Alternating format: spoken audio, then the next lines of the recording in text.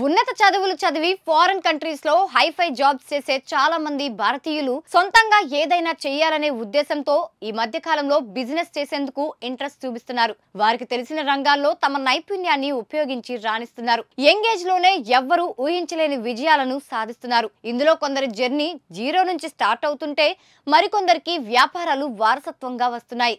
ఈ కోవకు చెందిన వారిలో ఒకరు దేవితా సరాఫ్. 24 ఏళ్ల వయసులో ఆమె స్థాపించిన సంస్థ ఇప్పుడు 1000 కోట్ల టర్నోవర్ సాధించే కంపెనీగా అవతరించింది. ప్రపంచంలోనే సెల్ఫ్ మేడ్ కోటీశ్వర్లో ఒకరిగా దేవితా నిలిచేలా చేసింది. ఇంతకీ ఈ సీఈఓ ఎవరు? ఆమె బిజినెస్ బ్యాక్గ్రౌండ్ ఏంటి? ఇంత చిన్న వయసులోనే సీఈఓగా ఎలా ఎదిగారు? ఈ సక్సెస్ జర్నీలో ఎలాంటి సవాళ్లు ఎదురయ్యాయి? దేవితా సరాఫ్ సక్సెస్ స్టోరీని తెలుసుకుందాం పదండి.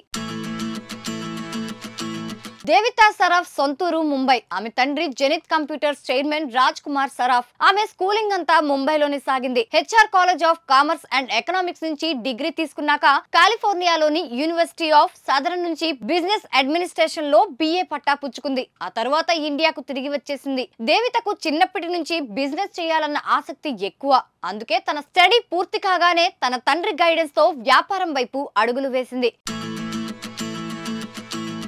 దేవితా సరాఫ్ సొంతూరు ముంబై.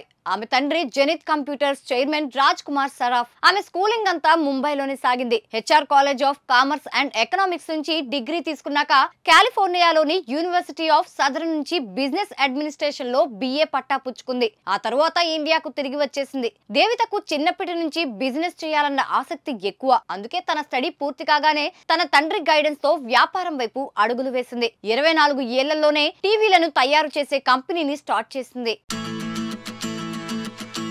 దేవితా 2006లో తన 24 ఏళ్ల వయసులో వియూ పేరుతో టెలివిజన్ సంస్థను స్థాపించింది. ఇది ఎల్ఈడి టీవీలు, ఇతర టెలివిజన్లు తయారు చేసే ఇండియన్ ఎలక్ట్రానిక్స్ కంపెనీ. వియూ కంపెనీ టీవీలు కేవలం భారతదేశంలో మాత్రమే కాదు, ప్రపంచవ్యాప్తంగా దాదాపు 60 దేశాల్లో విక్రయిస్తుంది. అయితే మన దేశంలో ఈ కామర్స్ ప్లాట్ఫామ్లలో అత్యధికంగా అమ్ముడవుతున్న టీవీ బ్రాండ్ గా వియూ అవతరించింది. కంపెనీ అభివృద్ధికి విశేషమైన కృషి చేసిన దేవితను ఫార్చ్యూన్ ఇండియా 2019లో భారతదేశంలో అత్యంత శక్తివంతమైన 50 మంది మహిళల జాబితాలో ఒకరుగా ప్రకటించింది.